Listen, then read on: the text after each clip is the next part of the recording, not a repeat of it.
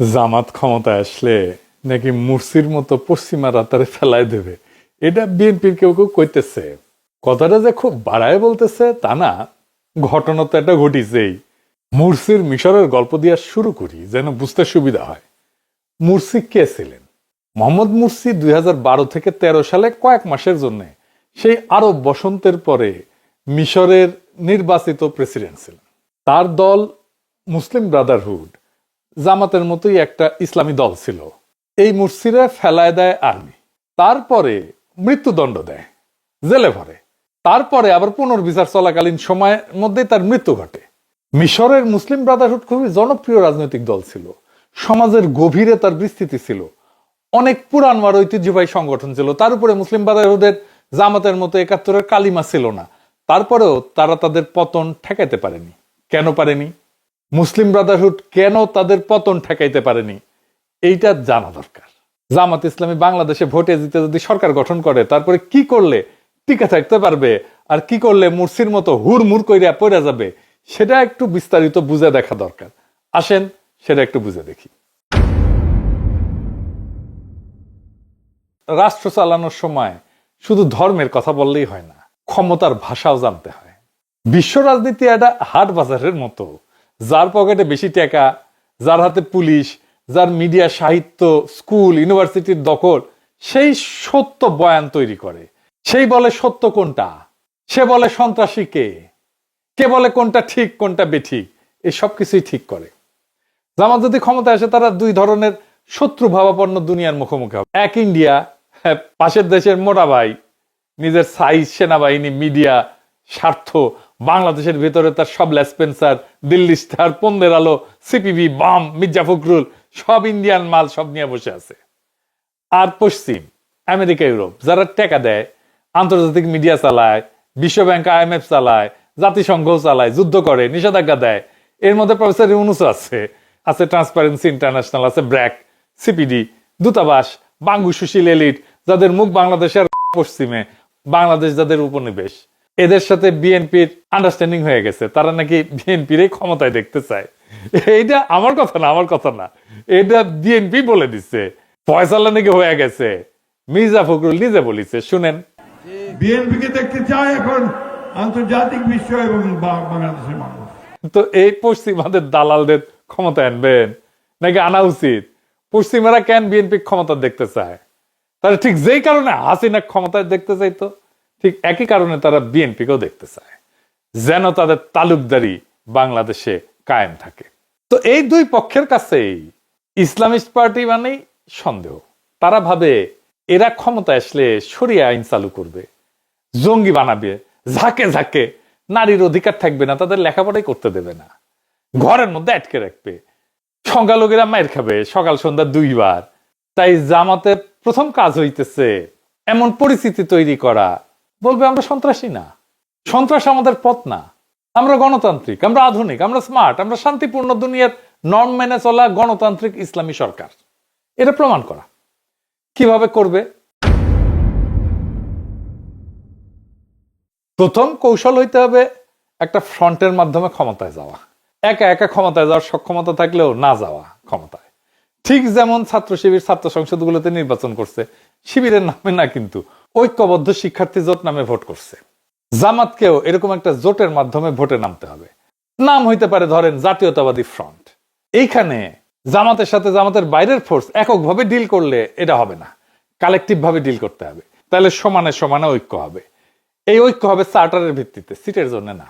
জামাতের বাইরে জামাতের সাথে যারা থাকতে পারে তারা হইতেছে ধরেন এবি পার্টি, যদিও এই পার্টির নাম শুনলে জামাতের গায়ে চিরবির চিরবির করবে, আমাদের দল থেকে বের হয়ে যায় পার্টি করেছে। তারপরে ধরেন আপ বাংলাদেশ, রাষ্ট্রচিন্তা, ইনকিলাব মঞ্চ, এমনকি এনসিপি। এইটাকে জামাতের সরকার তখন আর কেউ বলতে পারবে না। জামাতকে সিগনিফিকেন্ট সংখ্যায় বিশ্বসেরা একাডেমিশিয়ান, ইকোনমিস্ট, প্রফেশনাল, নারী, সংখ্যালঘু, লেখক, শিল্পীকে মন্ত্রিসভায় নিতে হবে। এই মন্ত্রিসভা আগে ঘোষণা করে দিতে হবে, সারা দুনিয়া দেখবে এই সরকার বাংলাদেশের স্মার্টেস্ট মালগুলো দিয়ে তৈরি, মাল মাল মাক্কন লোক দিয়ে তৈরি। এই জামাতের বাইরের শক্তি জামাতের ডিফেন্সিভ শিল্ড হয়ে দাঁড়াবে। এবারে আসেন আমরা মুরসির ভুলগুলো কি কি সেটা দেখি। কি কি ছিল তার ভুল? মুরসিরে যেভাবে ফেলা হয়েছে, আপনি খেয়াল করলে দেখবেন একই কাজ প্রফেসর ইউনূসের বিরুদ্ধে করা হয়েছিল। প্রফেসর ইউনূস টিকে গেছে, কিন্তু জামাত ইসলাম এই একই কাজ করলে টিকবে কিনা সন্দেহ আছে। আমি এক এক করে বলবো, মিলাই দেখেন। মূলত 4টা বড় কারণে মুরসির পতন হয়েছে। 1 নাম্বার, রাষ্ট্রযন্ত্র পুরোপুরি তার বিপক্ষে ছিল। মানে মিশরের প্রশাসন, বিচার বিভাগ, পুলিশ, সেনাবাহিনীর বড় অংশ দশকের পর দশক ধরে মিলিটারি এলিটদের হাতে ছিল। বাঙ্গুল্যান্ড যেভাবে সিভিল মিলিটারি ব্যুরোক্রেসি আর এলিটদের হাতে। মুরসি নির্বাচিত হইলেও এই রাষ্ট্রযন্ত্রগুলো তাকে মানতে চায়নি। সেনাবাহিনী তাকে সন্দেহ করত, মনে করত যে এই ইসলামপন্থী সরকার তাদের ক্ষমতা কমাবে। বিচার বিভাগ পুরানো শাসকদের অনুগত ছিল। আদালত মুরসির অনেক সিদ্ধান্ত বাতিল করে দেয়। পুলিশ ইচ্ছা করে আইন শৃঙ্খলা নষ্ট হইতে দিত, যাতে জনগণ মুরসির উপরে বিলা হয়ে যায়। মুরসি প্রেসিডেন্ট ছিল, কিন্তু তার হাতে প্রশাসনের কোনো কন্ট্রোল ছিল না। 2 নাম্বার হইতেছে মুসলিম ব্রাদারহুডের রাজনৈতিক অভিজ্ঞতার অভাব এবং রাষ্ট্র চালানোর অভিজ্ঞতার অভাব। এই সংগঠনটা দীর্ঘদিন গোপনে বা আন্ডারগ্রাউন্ডে ছিল। নির্বাচনী রাজনীতি বা রাষ্ট্র চালানোর অভিজ্ঞতা একেবারেই ছিল না বলতে গেলে। অতিরিক্ত দ্রুত নিজেদের লোক বসানোর চেষ্টা করছিল বিভিন্ন জায়গায়, এবং অন্য রাজনৈতিক দলগুলোকে, যারা তাদের মিত্র হইতে পারত, তাদেরকে যথেষ্ট সম্পৃক্ত না করে এই কাজগুলো শুরু করছিল। এবং এই জন্য শাসন কাজে অভিজ্ঞ আমলাতন্ত্রকে সে সামাল দিতে পারেনি। এতে করে মনে হয়েছে যখন নিজেদের লোক বসাইতে চাইছে, মনে হয়েছে মুরসি সবকিছু দখল করতে চায়। বাস্তবতা হয়তো পুরোপুরি সেটা ছিল না, কিন্তু জনমনে এই ভাবমূর্তিটা তৈরি হয়েছিল। 3 নাম্বার হইতেছে অর্থনৈতিক সংকট। মানুষ প্রচন্ড বিলা হয়ে গেছে। মুরসির সময় জ্বালানির সংকট হয়, বিদ্যুতের লোডশেডিং হয়, খাবারের দাম বাড়ে, পর্যটন খাতে ধস নামে। এই সমস্ত কারণে সাধারণ মানুষের হাতে টাকা পয়সা কমে যায়, সাধারণ মানুষের জীবন দুর্বিষহ হয়ে ওঠে, এবং লোকজন বলা বলি শুরু করে মুরসি ক্ষমতায় এসে কিছুই ঠিক করতে পারতেছে না। বাস্তবে কিন্তু অনেক সমস্যা তার আগের সরকার রেখে গেছে, কিন্তু দোষটা তাকেই নিতে হয়েছে। 4 নাম্বার হইতেছে যে মুরসির বিরুদ্ধে বিরোধী দল, সেনাবাহিনী এবং পুরনো শাসক গোষ্ঠী একসাথে জোট বেঁধে ফেলে। এই একই ঘটনা ঘটতে পারে জামাত ক্ষমতায় আসলে। বিএনপি, সেনাবাহিনী, আওয়ামী লীগ একসাথে জোট বেঁধে ফেলতে পারে। মুরসির বিরুদ্ধে তামারাদ নামে একটা আন্দোলন তৈরি হয়, যার পেছনে অর্থ, লোকজন সব দেয় পুরনো শাসকদের ব্যবসায়ী গোষ্ঠী এবং সেনাবাহিনী। তারা মানুষের অসন্তোষকে বড় কইরা প্রচার করে, মিডিয়া দিন রাত মুরসির বিরুদ্ধে ক্যাম্পেইন চালায়। শেষে লাখো মানুষকে রাস্তায় নামানো হয়। এইটাকে অজুহাত করে সেনাবাহিনী বলে দেশে বিশৃঙ্খলা তৈরি হয়েছে, তাই আমরা ক্ষমতা নিতেছি। এইভাবেই 2013 সালের 3রা জুলাই মুরসিকে সরায় ফেলা হয়। আন্তর্জাতিক রাজনীতিরও ভূমিকা ছিল। সৌদি আরব এবং ইউএই মুরসিকে পছন্দ করত না, কারণ মুসলিম ব্রাদারহুড রাজতন্ত্রের পক্ষে ছিল না, এবং সেই কারণে ওই দেশগুলোর রাজতন্ত্র মুরসিকে রাজতন্ত্রের জন্য হুমকি বলে মনে করত। এটা ছাড়াও ইসরায়েল মুসলিম নীতিকে সন্দেহের চোখে দেখত, দেখাটাই স্বাভাবিক। যদিও আমেরিকা মুরসি এবং সেনাবাহিনীর 2 পক্ষকে খুশি রাখতে চাইছিল, কিন্তু শেষ পর্যন্ত সেনাবাহিনীর দিকে ঝুঁকে যায়। তো যেই মুহূর্তে সৌদি আরব, ইউএই, ইসরায়েল সেনাবাহিনীর পক্ষে চলে যায়, মুরসির আর তখন কোনো করারই কিছু ছিল না, কোনো ভরসা থাকলো না। মুরসির শেষ ভুল ছিল সংবিধান সংশোধনের ঘোষণা দেওয়া। মুরসি ক্ষমতা আসছে ভোটে জিতে, এবং এই সংবিধানের অধীনেই। এই সংবিধানকে সংশোধন করার ক্ষমতা মুরসির কিন্তু ছিল না। মুরসি একসময় ঘোষণা দিয়েছিল, বিচার ব্যবস্থা আমার সিদ্ধান্ত চ্যালেঞ্জ করতে পারবে না। তিনি এটা করছিলেন যে সামরিক বাহিনী এবং বিচারিক চক্রের যে ষড়যন্ত্র, এটা থামাইতে। কিন্তু জনগণের কাছে মনে হইল মুরসি স্বৈরাচার হইতে চাইতেছে। এইটা তার জনপ্রিয়তাকে এক ধাক্কায় কমায় দেয়। দলের বাইরে যে জনসমর্থন ছিল, সেইটা চলে যায় তার পিছন থেকে। তার ফলে মুরসি নির্বাচিত হইলেও রাষ্ট্রের বাস্তব ক্ষমতা তার হাতে ছিল না, আর তাই টিকে থাকতে পারেনি। তাইলে জামাত যদি বাংলাদেশে ক্ষমতায় আসে, মুরসির পতন থেকে কি কি শেখা দরকার? জামাত যদি ক্ষমতায় আসে, মুরসির পতন এড়ানোর কয়েকটা কৌশল তাকে নিতে হবে। তাকে 3টা মাঠে খেলতে হবে: রাষ্ট্রযন্ত্র, বৈদেশিক শক্তি এবং সমাজ, দেশের ভেতরে। এই 3টাতে সঠিকভাবে খেলতে হবে। খেলা হবে, সেই খেলাটা খেলতে হবে। 1 নম্বর হইতেছে ভিতরের মাঠ, রাষ্ট্রযন্ত্র, সেনাবাহিনী, পুলিশ, আমলা, বিচার বিভাগ। এটা সবচেয়ে ঝুঁকিপূর্ণ জায়গা। বাংলাদেশের রাষ্ট্রযন্ত্র নিজেদের মতো করে একটা রাষ্ট্র, তার একটা ডিপ স্টেট আছে। এই রাষ্ট্রের একটা স্টেক আছে। এদের সাথে ভুলভাবে ডিল করলে যে কেউ পড়ে যাবে। প্রথম, সেনাবাহিনী। সেনাবাহিনীকে কিভাবে ডিল করতে হবে এটা ঠিক আমরা জানি। সেনাবাহিনীর মধ্যে জেনারেল আছে যারা গুম খুনের সাথে যুক্ত ছিল। এটা পুরোপুরি পরিষ্কার না। এই সত্য মেনে নিয়েই কৌশল নিতে হবে। সেনাবাহিনীর মধ্যে 3 ধরনের জেনারেল আছে। এক হচ্ছে অপরাধে জড়িত, গুম খুনের দায়ে ভয় পায়, এই জন্যে 2 নাম্বার হাসিনার অনুগত, রাজনৈতিকভাবে পক্ষপাতদুষ্ট। আর 3 নাম্বার পেশাদার অফিসাররা, এরা দায়িত্বশীল, শান্ত। ভুল কৌশল হবে একসাথে সবাইকে শত্রু ভাবা এবং একসাথে সবাইকে শাস্তি দিতে যাওয়া। এতে 1 নাম্বার এবং 2 নাম্বার গ্রুপ ভয় পেয়ে বিরোধী ফ্রন্ট তৈরি করে ফেলবে, এটা বিপজ্জনক। এইটার জন্য একটা ইনোভেটিভ কৌশল নিতে হবে। এটাকে বলা যেতে পারে ধরেন just transition for security sector. 3টা ধাপে এটা কাজ করা যেতে পারে। যারা অপরাধ করছে তাদের জন্য ট্রুথ অ্যান্ড অ্যাকাউন্টেবিলিটি কমিশন করা যেতে পারে। এটা প্রফেসর ইউনূস করতে পারতো, করে নাই, কারো কথা শুনে না তো সে। দক্ষিণ আফ্রিকার মতো ট্রুথ কমিশন করা যেতে পারে। গুম খুন দুর্নীতির কথা প্রকাশ করলে শাস্তি কম হবে, সম্পূর্ণ দায় ঢাকা যাবে না, কিন্তু সফট ল্যান্ডিং এর একটা ব্যবস্থা থাকবে। অপরাধীরা তখন আপনার বিরুদ্ধে যুদ্ধ করবে না, নিজেদেরকে বাঁচানোর জন্য সহযোগিতা করবে। 2 নাম্বার হইতেছে যারা হাসিনার অনুগত জেনারেল, তাদের ডিপলিটিসাইজেশন করতে হবে। তাদের সরাসরি বাইর করে দেওয়া যাবে না, বরং নন অপারেশনাল পোস্টিং, যেমন ডিফেন্স কলেজে প্রশিক্ষণ, বিদেশে মিশন, এই সমস্ত জায়গায় তাদেরকে পোস্টিং দিয়ে দিতে হবে। এবং ধীরে ধীরে নতুন প্রফেশনাল নেতৃত্ব গড়ে তুলতে হবে এবং পেশাদার অফিসারদের উন্নত অবস্থান নিশ্চিত করতে হবে। বাজেট বাড়াইতে হবে, প্রশিক্ষণ দিতে হবে, আধুনিক অস্ত্র শস্ত্র যন্ত্রপাতি এটা দিতে হবে, টেকনোলজি দিতে হবে। সেনাবাহিনী যেন আবার কখনো মনে না করে যে মুজিবের মতো রক্ষী বাহিনীর মতো একটা দলীয় মিলিশিয়া তৈরি করবে। না, স্পষ্ট বার্তা দিতে হবে দলীয় মিলিশিয়া না, রাষ্ট্রীয় সেনাবাহিনী দেশের প্রতিরক্ষার কেন্দ্র। রক্ষী বাহিনী করা কিন্তু মুজিবের সবচেয়ে বড় ভুল ছিল এবং এটা পুনরাবৃত্তি করা যাবে না। রক্ষী বাহিনী 2 কারণে আত্মঘাতী ছিল। সেনাবাহিনী মনে করলো সরকার তাদের মাথার উপরে নিজস্ব বাহিনী বসাতেছে। আর 2 নাম্বার হইতেছে রক্ষী বাহিনী বেশি বাজেট পাচ্ছে, তারা বেশি সুযোগ সুবিধা পাচ্ছে। তারপরে হইতেছে ধরেন আমলা, পুলিশ, পুরো সিস্টেম, এটাকে যদি একবারে বদলাইতে যায় অর্থনীতি থেমে যাবে। বাংলাদেশের প্রশাসন দুর্নীতিগ্রস্ত, কিন্তু একদিনে সব সরাইতে গেলে দেশ থমকে যাবে। এইখানে যে কৌশল নেওয়া যেতে পারে, ধরেন 2 লেয়ার রিফর্ম মডেল নেওয়া যেতে পারে। 1 নম্বর হইতেছে যারা হাই করাপশন অফেন্ডার, যারা একেবারে পচা, এদের দ্রুত বিচার করা।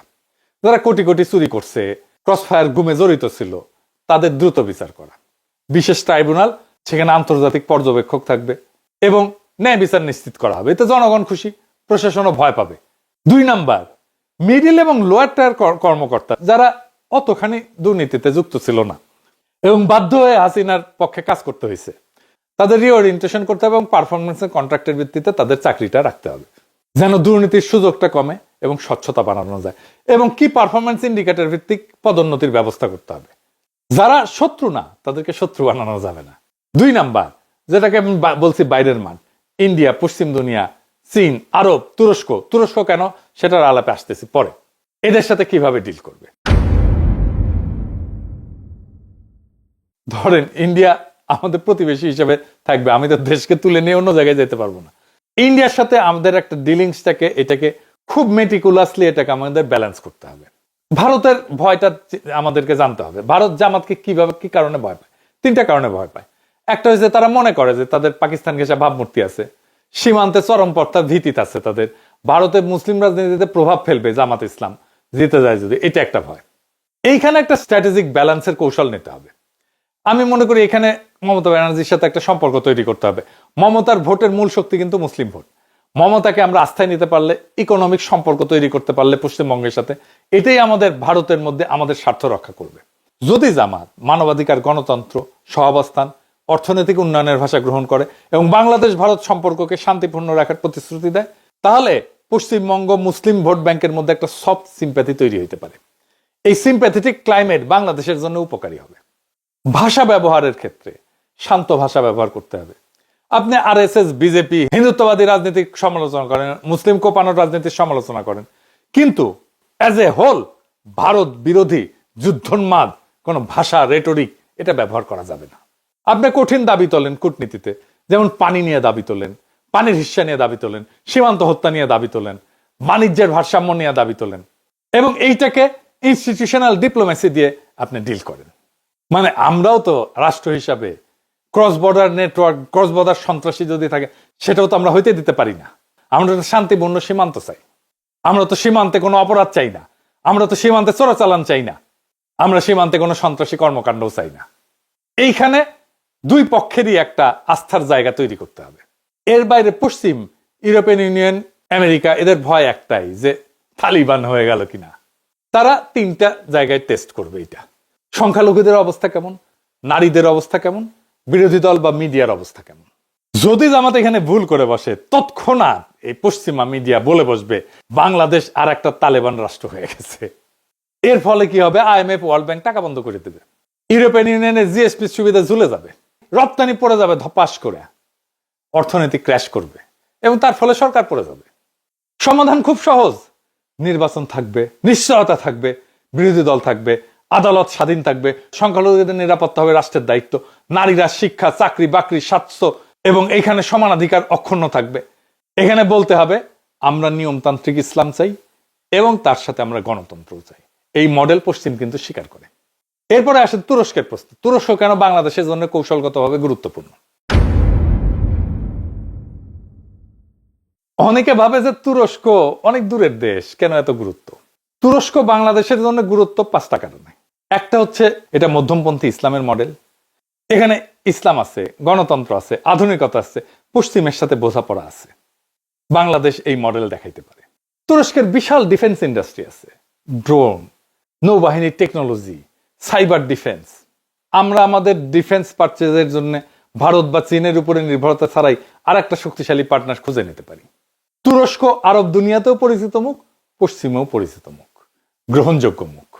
তুরস্ক এরপরে পশ্চিমা সামরিক জোট ন্যাটোর সদস্য, আবার মুসলিম বিশ্বের নেতৃত্বেও আছে। চমৎকার ব্যালেন্স করে চলতেছে। তুরস্কের এই মডেলটা আমাদের ফলো করা খুব জরুরি। তুরস্কের সাথে আমাদের একটা হিস্টোরিক সিলসিলা আছে, মানে আমাদের আধুনিক বাংলা সালতানাত যেটাই বলি সেটা তুর্কি বিজয় থেকে শুরু হয়েছে। তুরস্কের সাথে আমাদের একটা ঐতিহাসিক সিলসিলা আছে। এরকম দেশ আমাদের পক্ষে কথা বললে পশ্চিমারও রাগ করবে না, আরবরাও করবে না।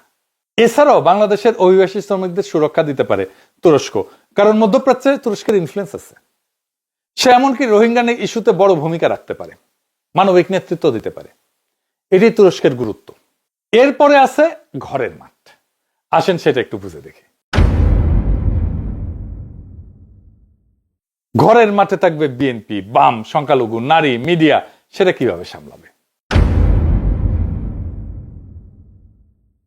বিরোধীদের স্পেস দিতে হবে, তাদের কথা বলা বন্ধ করা যাবে না, তাদের উপরে নিপীড়ন চালানো যাবে না, কারণ শেষ মুহূর্তে তারাই রক্ষা কবচ হয়ে দাঁড়াবে। মুরসির পতনের দিনে দেশের কোনো বিরোধী দল তাকে রক্ষা করেনি। বাংলাদেশেও তাই হবে যদি জামাত সব দলকে নিষিদ্ধ করে, শত্রু বানায়, বা তাদেরকে কথা বলতে না দেয়, তাদেরকে স্পেস না দেয়। কৌশল হবে ওপেন পলিটিক্স, জিরো রিভেঞ্জ। বিরোধী দল চলবে, টকশোতে মত বলবে, যা খুশি তাই বলবে, গালাগালি করবে, সমালোচনা করবে, একদম কোথাও কোনো সেন্সর নাই। গ্রেপ্তার করা যাবে না, মুখ চেপে ধরা যাবে না। আপনি যদি বিরোধী দলের বিরোধী মতকে রক্ষা করেন, আগামীকাল তারা বিদেশি চাপে আপনাকে রক্ষা করবে। বিএনপি প্রকাশ্য শত্রুতা করতেই পারে, কারণ তাদের আমরা জিতবো এরকম একটা মানসিকতা আছে। হেরে গেলে একটা বিশাল শক হবে তাদের জন্য। এখানে তো 3 ধরনের সমস্যা হবে আর কি। বিএনপি যদি হেরে যায়, তারা ভাবে যে তারা ক্ষমতা তাদেরই প্রাপ্য। তারা যদি হারে, তাদের কর্মী সমর্থকরা ধরে নেবে যে চুরি হয়েছে, প্রতারণা করছে আমাদের সাথে। এখনো মনে করে ডাকসুতে নাকি চুরি হয়েছে ভোট। চিন্তা করেন, মনে করে বিএনপির অনেক কর্মী মনে করে। তো তারা তো বিএনপি তো তখন রাজপথে বিদেশি লবিং দিয়ে সরকারকে নামাইতে চাইতেই পারে। এইরকম একটা অবস্থায় একটা ইসলামপন্থী দল যদি সরকারে থাকে, তাকে টিকতে চাইলে 3টা কাজ করতে হবে। যে হারলে সব শেষ, এই ভয়টা ভেঙে দিতে হবে। তার জন্য সুবিধা আছে, সুযোগ আছে। ভবিষ্যতের কথা চিন্তা করেন, পরের ইলেকশনের কথা চিন্তা করেন। ওপেন মেসেজ দিতে হবে বিএনপিকে যে তোমরা হারছো, তার মানে তোমাদের সব ধ্বংস হয়ে যায়নি। তোমরা বৃহৎ অপোজিশন, নেক্সট টাইমে তোমরাই আসতে পারো ক্ষমতায়। লোকজন যেন বোঝে হারলেও দল থাকবে, সংসদে আসন থাকবে, টকশোতে কথা বলার অধিকার থাকবে, মামলা হামলা গুম খুন এগুলো হবে না। এটা হইলে তারা মরিয়া অস্ত্রের দিকে কম ঝুঁকবে এবং এই 5 বছর ধরে তারা পরবর্তীতে ক্ষমতায় যাওয়ার চেষ্টা করবে। সেইভাবে তারা দল গুছাবে। 2 নম্বর হচ্ছে রিভেঞ্জের পলিটিক্স বন্ধ করা, যেটা হাসিনা শুরু করছিল। নেতাদেরকে জেলে ভরা, গুম করা, খুন করা, কর্মীদেরকে বাসায় থাকতে না দেওয়া, মিডিয়াতে অপমান করা, ব্যবসা বন্ধ করে দেওয়া। এই কাজগুলো করলে যে কেউ ভাববে, যে কোনো বিরোধী দল ভাববে যে এই সরকার থাকলে আমাদের অস্তিত্বই থাকবে না, তাই নামতে হবে, জান পান ইয়ে করে তারা নামবে। আমরা যেরকম হাসিনা আমাদেরকে যদি তারাই না দিত, এত শত্রু যদি না বানাইতো, ধরেন আমি দেশে আছি, দেশে থাকলে কি হাসিনার এত বড় ক্ষতি করতে পারতাম? এত কিছু বলতে পারতাম না। সেই জন্য ডায়ালগকে রাজনীতির একটা স্থায়ী ইনস্টিটিউট করতে হবে। প্রফেসর ইউনূস শুরু করছে মাঝে মাঝে রাজনৈতিক দলগুলোকে ডাকে, কিন্তু এই যে ডাকার বিষয়টা, এটাকে স্থায়ী ইনস্টিটিউট হিসেবে গড়ে তুলতে হবে, রীতি হিসেবে গড়ে তুলতে হবে, সংস্কৃতি হিসেবে গড়ে তুলতে হবে, পলিটিক্যাল কালচার হিসেবে গড়ে তুলতে হবে। শুধু সংকটের সময় ডেকে গোল টেবিল না, বরং একটা স্থায়ী ন্যাশনাল পলিটিক্যাল কাউন্সিল তৈরি করা যেতে পারে, যেখানে সরকার, বিরোধী দল মাসে অন্তত একবার বসবে। সমস্ত ইম্পর্টেন্ট গুরুত্বপূর্ণ ইস্যুতে বিরোধী দলের মতামত নিতে হবে প্রকাশ্যে। এমনকি তাদের যদি সংসদে সিট না থাকে, আসন না থাকে, তাদেরও মতামত নিতে হবে। বাংলাদেশে একটা স্বঘোষিত তথাকথিত সেকুলার এলিট আছে, যারা media, art, culture, NGO, think tank এটার ভিতরে শক্তিশালী, এবং এটার মধ্যে অনেকেই ইন্ডিয়া এবং আওয়ামী প্রভাবিত। এইখানে তারা শত্রুতা করার চেষ্টা করবে। যদি এদের সাথে ঝগড়া করে, সব মিডিয়া, কালচার তার বিরুদ্ধে অ্যাকসেপ্ট হয়ে যাবে। আবার এদের যদি দালালি করে, তাহলে নিজেদের যারা সমর্থক বেশ এদের কাছে বেঈমান হিসেবে পরিচিত হবে। এর বদলে কিছু স্মার্ট নীতি নেওয়া যেতে পারে। কি কি সেটা? এই মিডিয়া, সেকুলার, কালচারাল স্ট্যাবলিশমেন্টকে ডিল করার জন্য কি করা যেতে পারে? এই যে সেকুলার বনাম ইসলামী, এই বাইনারি ফ্রেমটা ভেঙে দিতে হবে। এইখানে আসতে হবে যে রাজনীতি হইতে হবে সিটিজেন রাইটস এর ভিত্তিতে, অধিকারের, নাগরিক অধিকারের ভিত্তিতে। কে সেকুলার, কে বাম, কে ডান, কে এলিট, এইটা না, সকল সিটিজেনের রাইট আছে, এবং রাষ্ট্রের কাজ হচ্ছে এই সিটিজেন রাইটসটাকে স্ট্যাবলিশ করা। কেউ গালি দিক, অসুবিধা নাই, কিন্তু লিমিট রেখে গালি দিক। ধর্ম হবে সম্মানিত, আর্ট হবে স্বাধীন, কেউ অন্যজনকে গলা টিপে ধরবে না। আর্টও ধর্মকে গলা টিপে ধরবে না, ধর্ম আর্টকে গলা টিপে ধরবে না। মিডিয়ায় রেগুলেশন থাকবে, কিন্তু সেন্সরশিপ না। কিছু কিছু জায়গায় গানের অনুষ্ঠানের সামনে যে বিক্ষোভ শুরু হয়, এই যে কাজ করা যাবে না। শো ক্যান্সেল করে দিতে হবে, করা যাবে না। থিয়েটার, নাটক বন্ধ করে দিতে হবে, করা যাবে না। করলে ওই মুহূর্তে পুরা দায় এসে সরকারের উপরে পড়বে, জামাত ইসলামের উপরে পড়বে। আইন সবার জন্য সমানভাবে প্রয়োগ করতে হবে, মানহানি করা যাবে না, উস্কানি দেওয়া যাবে না, সহিংসতার আহ্বান করা যাবে না, অর্থনৈতিক স্বচ্ছতা থাকতে হবে, এটা সবার জন্য সমান, সবার জন্য। কালচারাল পলিসি হিসাবে ইসলামী সংস্কৃতি প্লাস প্লুরাল সংস্কৃতিকে নিতে হবে, শুধু নিষেধ না, বিকল্প তৈরি করতে হবে। যেমন বলে অশ্লীল গান বন্ধ করতে হবে, শুধু তাই না, বন্ধ করা না, বরং ইসলামী গান, নৈতিক থিয়েটার, ওয়েব সিরিজ, এগুলো ভালো মানের প্রোডাকশন দিতে হবে। তার ক্ষেত্রে দেখতেছেন না কত চমৎকার সিরিজ আমাদের দেশে, কত জনপ্রিয়। আমরা তো এটা করতে পারি। কোন উৎসবে ইসলামী নাশিদ যেমন থাকবে, তেমন রবীন্দ্র লালনও থাকবে। এতে সেকুলার এটা বুঝবে যে এরা একেবারে বর্বর না। তারপরে এক গ্রুপ তো আছে মাজার ভাঙা, এদের সাথে কিভাবে ডিল করা যায়? এটা খুব সেন্সিটিভ এবং কঠিন জায়গা। উগ্রপন্থী গোষ্ঠীরাও বাইরে থেকে দেখায় যে এটা আপনার আত্মীয়, আপনারই লোক, কিন্তু বাস্তবে তারা রাষ্ট্রটাকে ধ্বংস করে দেয়। এখানে তিনটা স্তরে কাজ করতে হবে। ক্লিয়ারলি, খুব স্পষ্টভাবে বলতে হবে, রাষ্ট্রে বল প্রয়োগের একমাত্র অধিকার সরকারের, কোন জঙ্গি গ্রুপের না, কোন মরাল পুলিশের না। এইটা বেআইনি কাজ এবং এইটার শাস্তি হবে। এই কাজ করা যাবে না। কোনোভাবেই রাষ্ট্রের বাইরে কেউ বল প্রয়োগ করতে পারবে না, কারো উপরে না। আপনি মাইক লাগায় সমালোচনা করেন, কোনো অসুবিধা নাই, কিন্তু হাতুড়ি নিয়ে ভাঙতে পারবেন না, কেউ করতে পারবেন না। এখানে আরো পলিসি নেওয়া যেতে পারে, মানে যাদের কাজ নেই তাদেরকে কাজ দেওয়া, কাউন্সেলিং করা, রোজগারের ব্যবস্থা করা। যারা সন্ত্রাস, অস্ত্রবাজি এই সমস্ত করে তাদের নীতিকে স্ট্যাবলিশ করতে চায়, তাদের জন্য সোজা কোর্ট, সন্ত্রাস বিরোধী আইন, দ্রুত বিচার, স্বচ্ছভাবে। কোন আদর্শ ভিত্তিক দল, ইডিওলজি ভিত্তিক দল, সেটা ইসলামের দলও হইতে পারে, সেটা এমনকি হিন্দুত্ববাদী দলও হইতে পারে, এরা একটা বড় ভুল করে ফেলে যখন ব্যক্তিগত বিশ্বাস বা আকিদা এইটা আর রাষ্ট্রীয় নিষেধাজ্ঞা দুইটাকে এক করে ফেলে। কে মাজারে যাবে, কে যাবে না, এটা আকিদার বিতর্ক হইতে পারে, কিন্তু হাতুড়ি দিয়ে ভাঙা, অনুষ্ঠানে হামলা করা, এটা আইন শৃঙ্খলার ব্যাপার। এই দুইটা এক করা যাবে না। স্পষ্ট নিয়ম হইতেছে অ্যাক্ট অফ ভায়োলেন্স, এটা ক্রিমিনাল অপরাধ। সেটা মাজার হোক, কনসার্ট হোক, নাট্যমঞ্চ হোক, কেউ হামলা করলে সেটা যেই করুক না কেন, এটা ফৌজদারি অপরাধ, এটা বিচার হবে। বিতর্কের প্ল্যাটফর্ম খুলে দিতে হবে। আপনি এটা নিয়ে মাজার করা যাবে না, এটা নিয়ে বিতর্ক করেন, মাইক লাগায় বিতর্ক করেন, কোনো অসুবিধা নাই। টিভি ডিবেট করেন, আলোচনা করেন, জনসভা করেন, মতামত তৈরি করেন, সব অ্যালাউড। ভাঙার বদলে বিতর্ক, এই সংস্কৃতি বানাইতে হবে। সামাজিক বিতর্কগুলো, সামাজিক ইস্যুগুলো সমাজে চালু থাকতে হবে। এটা আস্তে আস্তে আস্তে আস্তে আস্তে স্থিত হবে। আজকে এটা সমাধান লাগবে, করা যাবে না, হয় না, এটা আসলে এভাবে করা যায় না সমাধান। রাষ্ট্র কারো আকীদাগত বিতর্ক এটাকে ফয়সালা করে দেবে না। রাষ্ট্রের কাজ শান্তি এবং নিরাপত্তা রক্ষা করা সব নাগরিকের। সংখ্যালঘু ইস্যুতে এখানে ভুল করলে আন্তর্জাতিক চাপ তৈরি হবে, তীব্র হবে। এবং বাংলাদেশে হিন্দু, বৌদ্ধ, খ্রিস্টান এদের নিরাপত্তা সবচেয়ে সংবেদনশীল বিষয়।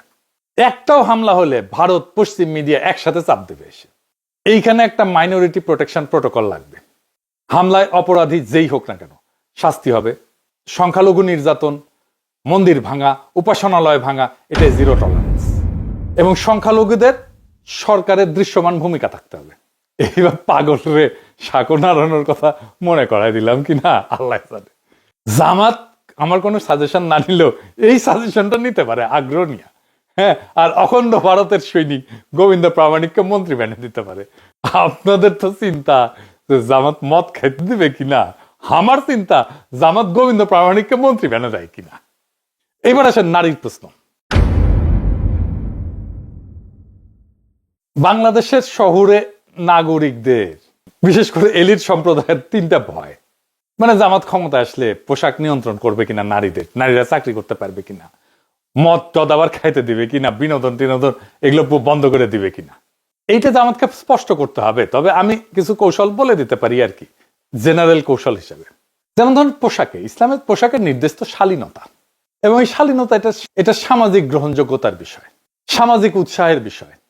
সমাজ শালীনতার উৎসাহ দেবে, এটাকে প্রমোট করা হবে। কিন্তু পোশাক পুলিশিং এটা নিষিদ্ধ।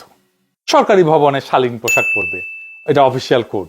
বেসরকারি জীবনে স্বাধীনতা থাকবে, কোনো জোর থাকবে না।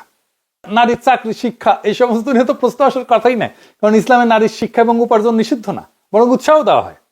নারীর শিক্ষা, স্বাস্থ্য, চাকরিতে সমান সুযোগ, নিরাপদ পরিবহন, কর্মক্ষেত্রে হয়রানির বিরুদ্ধে কঠিন আইন থাকতে হবে এবং সেটা প্রয়োগ থাকতে হবে।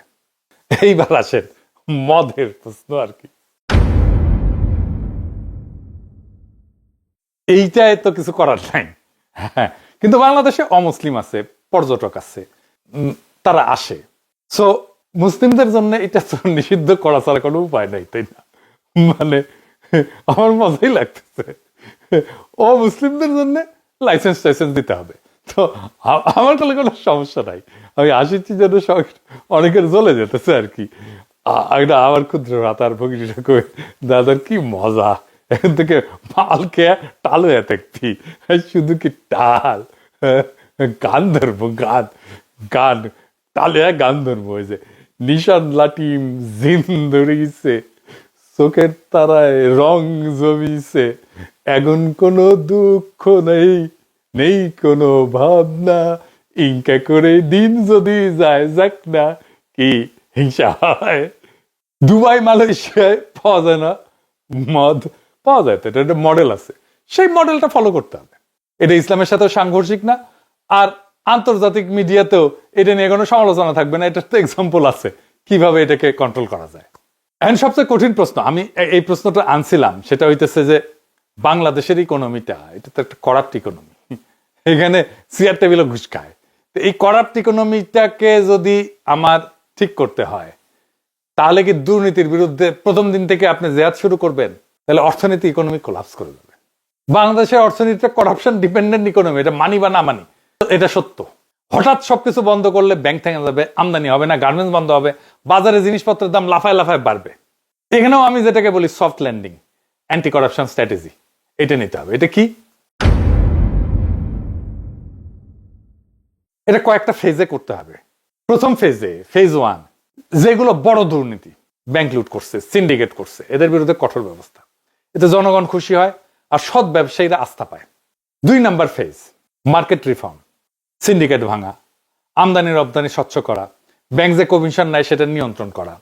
3 number phase, structural reform, tax system সহজ করা, ডিজিটাল লেনদেন বাড়ানো, সরকারি কেনাকাটায় স্বচ্ছতা আনা, হঠাৎ ধাক্কা দিয়ে না, ধীরে ধীরে দীর্ঘমেয়াদী কৌশল নিয়ে এই দুর্নীতিটা কমাইতে হবে। এটা ছাড়া ধরেন বিদেশি গোয়েন্দা সংস্থা, স্পেসিফিক্যালি এদের তো একটা ইন্টেলিজেন্স একটা কাজ করে, বাংলাদেশের মধ্যে অন্তর্ঘাত করে, আমরা বুঝতে পারি। এটাকে কিভাবে সামলানো যায়, এরা কাজ করে কিভাবে। এরা যেমন মিডিয়াতে আছে কিছু ব্যক্তি এবং প্রতিষ্ঠান, যেমন ধরেন এনাস আলমগীর, এনাস মানে বুঝেন তো, তারপরে আব্দুল নূর তুষার, এই ধরনের লোকজনদেরকে দিয়ে, তারপরে পন্দের আলো, ডেলি স্টার, এগুলো তো আছেই। এনজিওতে যেমন ধরেন ব্র্যাক আছে, সিবিডি আছে, ট্রান্সপারেন্সি ইন্টারন্যাশনাল আছে, এদের সাথে এদেরকে কিছু ফান্ড টান দেয়। রাজনৈতিক ফ্যাকশন, যেমন ধরেন এই যে শেখ রুমিনুর রহমান, ফজা পাগলা, এই সমস্ত ইন্ডিয়ান মাল এদেরকে দিয়ে কাজ করে। আমরা কিন্তু বুঝি এরা কেমনে কাজ করে। সামরিক এবং প্রশাসনের কিছু কিছু জায়গায় এদের লোক আছে, তো ওয়াকারি তো তাদের লোক। তো এইভাবে তারা মাইক্রো ছোট ছোট ছোট ছোট ইনফ্লুয়েন্স তৈরি করে, মাইক্রো ইনফ্লুয়েন্স। এইটাকে সামলানোর জন্য পেশাদার কাউন্টার ইন্টেলিজেন্স তৈরি করতে হবে, এবং আমাদের গোয়েন্দা সংস্থাগুলোর মধ্যে ফরেন ইন্টেলিজেন্স ডেস্ক লাগবে, যারা এগুলো মনিটর করবে। কাদের সাথে বিদেশি যোগাযোগ আছে, কারা বিদেশি রাষ্ট্রের স্বার্থ রক্ষা করে খুঁজে বের করতে হবে, এবং তাদের কাজগুলো মনিটর করতে হবে। বিদেশি ফান্ড দেখবে, মিডিয়া ইনফ্লুয়েন্স দেখবে, এটার অপারেশন দেখবে, রাজনৈতিক পার্টি কানেকশন গুলো দেখবে, বের করবে। এবং আমাদের রাষ্ট্রযন্ত্রের ভেতরে যে কাঠামোগত দুর্বলতা আছে এটা কমাইতে হবে। বিদেশি প্রভাব, বিদেশি ইন্টেলিজেন্স এটা ঢোকে সাধারণত যেখানে লোকজন অর্থের দুর্নীতিগ্রস্ত, আদর্শে ফাঁকা, রাষ্ট্রের উপরে বিশ্বাস নাই। তাই করাপশন কমলে এদের অ্যাক্সেসটা এমনিতেই কমে যাবে। সেনাবাহিনী, ব্যুরোক্রেসি, মিডিয়া, একাডেমিয়া সবার মধ্যে একটা ন্যাশনাল ইন্টারেস্টেড বোধ তৈরি করতে হবে। এটাই আসল প্রতিরক্ষা। আর ভারতকে একটা বার্তা দিতেই হবে যে আমরা তোমাদের বিরুদ্ধে ক্যাম্পেইন করতে চাই না, তোমরাও আমাদের আভ্যন্তরীণ রাজনীতিতে হস্তক্ষেপ করবে না। ধরেন ইন্ডিয়াকে একটা প্রপোজাল দেওয়াই যেতে পারে যে আমরা ক্রস বর্ডার চোরা কারবার এটাকে জিরো করব। এটাতে তাদেরও লাভ, আমাদেরও লাভ। রাজনীতি কেবল ভোটের খেলা না, ভোটের হিসাবও না। রাজনীতি হইতেছে রাষ্ট্রকে বাঁচানো এবং তাকে অগ্রসর করার শিল্প। মুরসি ভোটে জিতছিলেন কিন্তু টিকতে পারেননি, কারণ তিনি বুঝতে পারেননি যে ক্ষমতার মাইক্রোফোন হাতে পেলেই ক্ষমতা পাওয়া যায় না। ক্ষমতা টিকে থাকে রাষ্ট্রযন্ত্র, জনগণ, প্রতিবেশী, বৈশ্বিক শক্তি, এই চারটা চাকার উপরে। একটা চাকা নষ্ট হইলেই গাড়ি উল্টায় যায়। এটা মিশরে ঘটছে, এটা ইতিহাসের কথা। আজ বাংলাদেশের এই রাজনৈতিক যুদ্ধক্ষেত্রে যারা বলে যে জামাত ক্ষমতায় আসলে মুরসির মতো ফেলাই দেবে পশ্চিমে, তারা কিন্তু শুধু ভয় দেখাচ্ছে না, তারা ইতিহাসের আয়না ধরতেছে। কিন্তু ঘটনা এটা যে ভাগ্যকে কিন্তু বদলানো যায়, ইতিহাসকেও বদলানো যায়, যদি ভুলকে ভুল হিসাবে স্বীকার করে আগেই তার ওষুধটা তৈরি করে ফেলা যায়। এই দেশের রাষ্ট্রযন্ত্র, এই দেশের প্রশাসন, এই দেশের গোয়েন্দা, এই দেশের মধ্যবিত্ত, এই দেশের সেকুলার কালচারাল এলিট, এই দেশের প্রতিবেশী ভারত, এই দেশের বৈশ্বিক শক্তি, এদের কারো হাতেই কোনো জাদুর কাঠি নাই। তাদের কাছে শক্তি হয়তো আছে, কিন্তু শক্তি মানেই নিয়তি না। নিয়তি গড়ে ওঠে সঠিক রাজনৈতিক প্রজ্ঞা দিয়ে। যে সরকার ক্ষমতা এসে বলবে আমরা প্রতিশোধ নেব না, আমরা রাষ্ট্র বানাবো, এবং সত্যিকার অর্থে সেই কাজে হাত লাগাবে, সেই সরকারকে কেউ ফেলতে পারবে না। যে সরকার বলবে আমরা ইসলাম মানি, আমরা ন্যায়, ইনসাফ, শালীনতা, করুণা, সহনশীলতা, এই চারটা নীতির বাইরে যাব না, সেই সরকারকে তালেবান, উগ্র, ফ্যাসিস্ট কোনো লেভেল কেউ কখনো দিতে পারবে না। যে সরকার বলবে সংখ্যালঘু আমার নাগরিক, নারী আমার নাগরিক, বিরোধী দল আমার নাগরিক, এমনকি যে আমাকে ভোট দেয়নি সেও আমার নাগরিক, সবার স্বার্থ রক্ষা করাই আমার রাষ্ট্রীয় দায়িত্ব, সেই সরকারকে ফেলার মতো শক্তি এই পৃথিবীতে নাই। যে সরকার বলবে রাষ্ট্রের নিরাপত্তা বাহিনী একমাত্র বল প্রয়োগকারী শক্তি, সে সরকারের বিরুদ্ধে কোনো উগ্রপন্থী নেতা, কোনো মাজার ভাঙার দল, কোনো বিদেশি ইন্টেলিজেন্স কিছুই দাঁড়াইতে পারবে না। যে সরকার বলবে যে আমরা বিশ্বর সাথে ব্যালেন্স করে শান্তির সাথে আগাবো, সে সরকারকে কেউ আলাদা করতে পারবে না। যে সরকার বলবে গুম খুনের অপরাধীর বিচার হবেই, কিন্তু পুরো বাহিনীকে শত্রু ভাববো না, সেই সরকার টিকে থাকবে।